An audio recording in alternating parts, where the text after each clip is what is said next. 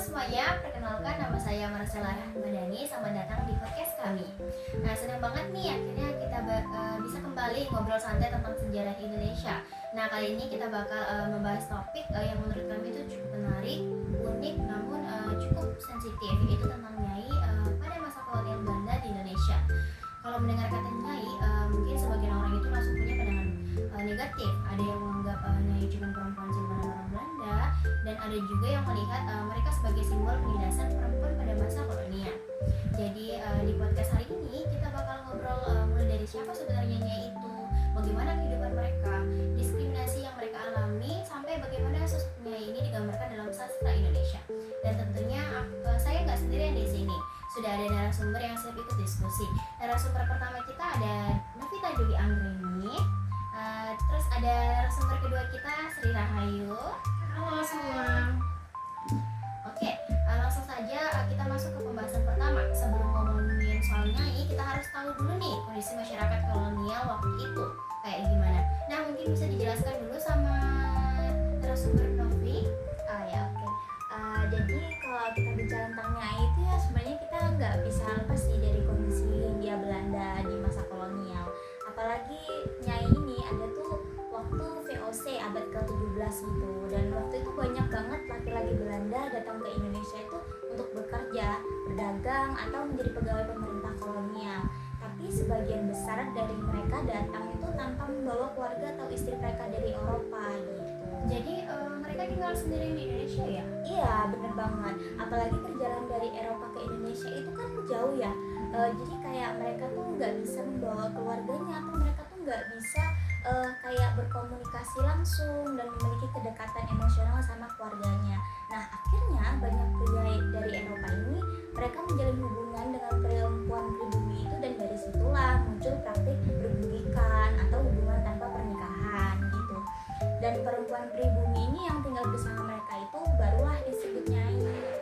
Tapi sebenarnya istilah Nyai sendiri itu bukan istilah negatif kan? Iya, betul banget. Nah, awalnya katanya Nyai dalam budaya Jawa ini panggilan hormat sebenarnya ya, untuk perempuan dewasa seharusnya.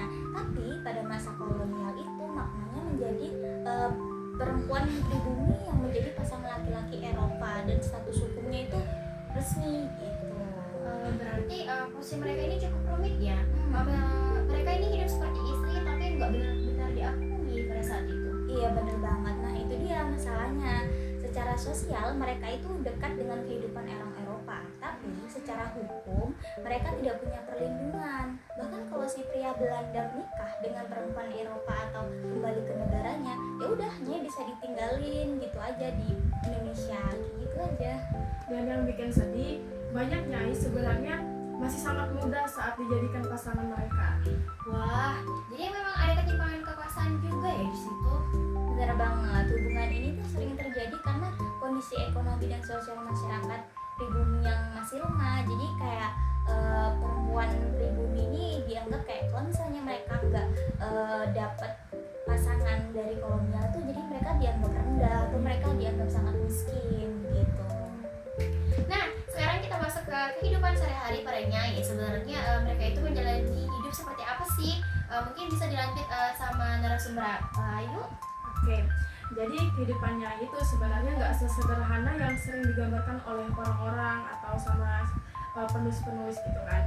Banyak yang mengira mereka tuh cuma pelayan atau cuma simpanan biasa aja. Padahal kenyataannya banyak Nyai justru memegang tanggung jawab atau peran besar di dalam rumah tangga kolonial itu. Contohnya gimana tuh Ayu? Nah, contohnya mereka tuh biasanya ya seperti kehidupan rumah tangga biasanya, mengurus rumah, mengatur keuangan rumah tangga, memasak, mengurus anak-anak, bahkan kadang membantu bisnis atau usaha milik tuannya. Tuannya tuh suami Belandanya itu. Jadi bisa dibilang mereka tuh punya tanggung jawab yang cukup besar. Nah, iya benar banget. Bahkan ada yang Nyai itu dia mau belajar bahasa Belanda sampai dia tuh jadi sangat pintar gitu. Ya, betul itu. Karena kehidupan mereka kan dekat sama orang Belanda.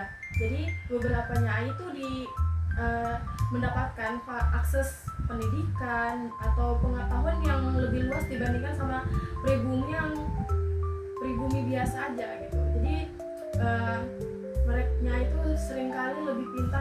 pribumi biasanya gitu. Tapi walaupun begitu mereka tetap dipandang rendah ya.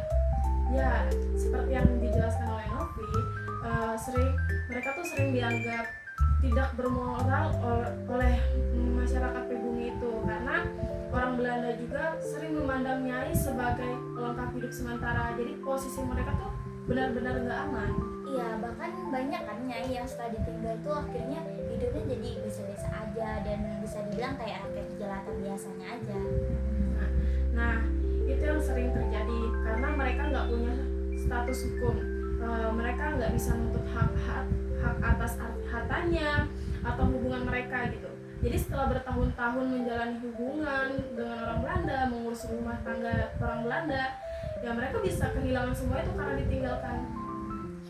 Jujur kalau dipikir-pikir kasihan juga ya, karena mereka ini seperti hidup di tengah dua dunia tapi nggak diterima keduanya. Padahal mereka mencari hubungan sosial yang benar banget. Oke, sekarang kita masuk ke dampak sosialnya. Tadi sempat disebutkan kalau anak-anak perannya itu juga terkena dampaknya. Bisa dijelaskan lebih lanjut, Ibu Novi? Oke, jadi buat diskriminasi pada masa kolonial itu sebenarnya memang sangat kuat ya. Masyarakat itu dibagi berdasarkan ras atau status sosialnya. Jadi orang Eropa itu berada di tingkat paling atas, terus lalu timur asing dan pribumi itu di bawah sendiri. Jadi kayak kalau misalnya di segitiga kan tuh orang Eropanya lebih tinggi gitu daripada orang pribumi aslinya. Jadi sejak awal memang ada sistem yang nggak setara ya, Bu? Iya, benar-benar. Nah, karena Nyai adalah perempuan pribumi, mereka otomatis dianggap lebih rendah meskipun mereka itu hidupnya bersama orang Eropa. Nah, anak-anak hasil hubungan mereka ini juga sering mengalami kebingungan identitas sebenarnya. Ya, karena mereka punya darah campuran, blasteran gitu. Betul-betul. Karena mereka kadang tidak sepenuhnya diterima gitu sama masyarakat Eropa, tapi juga merasa kayak mereka ini berbeda gitu dengan pribumi lainnya. Selain itu juga Nyai juga sering menjadi bahan gosip atau dipandang negatif lah oleh masyarakat di Indonesia pada masa itu. Padahal mereka ini sendiri mungkin nggak punya banyak pilihan hidup saat itu ya. Iya, benar banget. Nah, itu penting banget tuh dipahami karena banyak perempuan pribumi hidup itu dalam kondisi ekonomi yang sulit. Jadi menjadi nyai itu kadang dianggap cara buat mereka bertahan hidup satu-satunya gitu. Dan itu menunjukkan bagaimana kolonialisme gak cuma mempengaruhi politik dan ekonomi, tapi juga kehidupan pribadi masyarakat pada masa itu.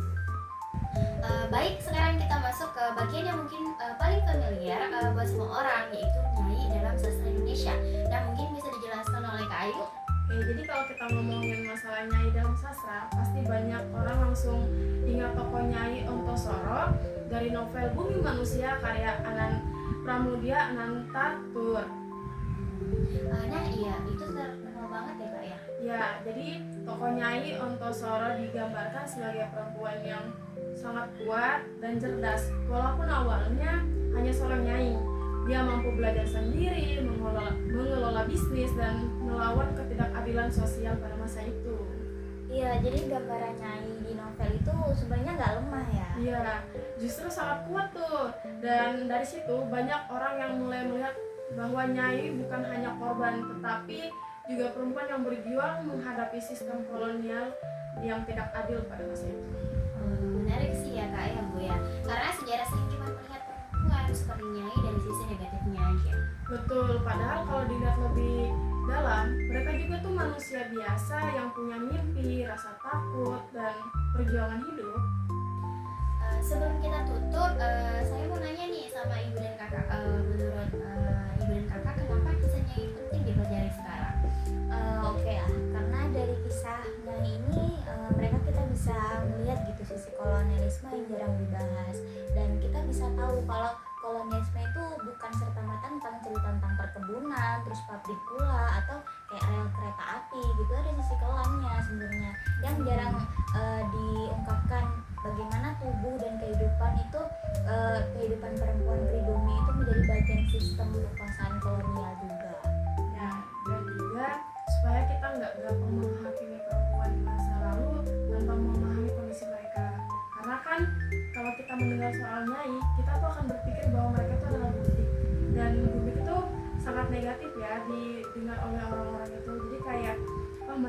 simpanan, mereka palingan cuman ya udahlah perempuan simpanan aja gitu. Padahal mereka tuh ingin sekali hidup seperti biasanya gitu, tanpa dipandang rendah, tanpa menjalani hidup-hidup yang susah itu. Iya benar banget, dan ini juga menjadi garis besar ya buat kita, gimana kita bisa mengingat bahwa pentingnya perjuangan perempuan dalam sejarah Indonesia itu gimana, yang awalnya cuma sebuah dari seorang bundi, pribumi yang ditindas, serta merta mereka diwujudkan dalam kasta terbawah gitu. Ya setuju, karena kalau kita dari sekolah kita kan pasti mengenal sejarah tentang perang, politik, ya tentang apalagi sejarah kolonial ya, pasti kita hanya mengenal soal VOC. Sebenarnya kalau kita mempelajari tentang lebih dalam tentang kehidupan pribumi zaman itu tuh sangat luas gitu, dan kita pasti kayak oh ternyata dulu kayak gini gitu. Jadi penting banget untuk dibahas gitu. Oke, baik. Wah, nggak kerasa nih, kita sudah sampai di akhir podcast. Dari pembahasan kita tadi, kita jadi tahu nih kalau kehidupan Nyai pada masa kolonial itu ternyata sangat kompleks ya. Mereka hidup di tengah ketidakadilan sistem kolonial, adanya mengalami diskriminasi, tapi juga mereka tuh menunjukkan kekuatan dan kemampuan untuk bertahan hidup. Semoga podcast kali ini tuh membawa wawasan atau menambah wawasan kita semua, dan membuat kita melihat sejarah itu dari sudut pandang yang lebih luas dan lebih manusiawi. Terima kasih buat teman-teman yang sudah mendengarkan podcast kami sampai akhir. Sampai jumpa di podcast berikutnya. Dadah. Terima kasih semuanya.